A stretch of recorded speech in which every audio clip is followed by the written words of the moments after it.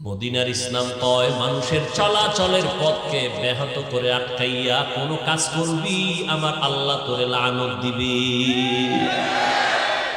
ওই নিমক হারাম টাকাওয়ালারা গরিবের লাথি মারতে চিন্তাও করে না, অথচ মদিনার নবী বলেন গরিবেরা ধনী লোকের 500 বছর আগে জান্নাতে চলে যাবে।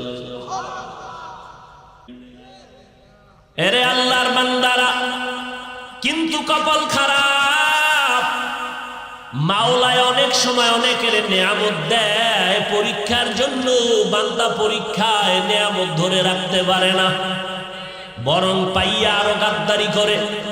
গরিবী হালাতে খুবই মাওলারে ডাকছে, মাওলায় যখন টাকা দিছে মাওলারে ভুলে গেছে। আছে না নাই?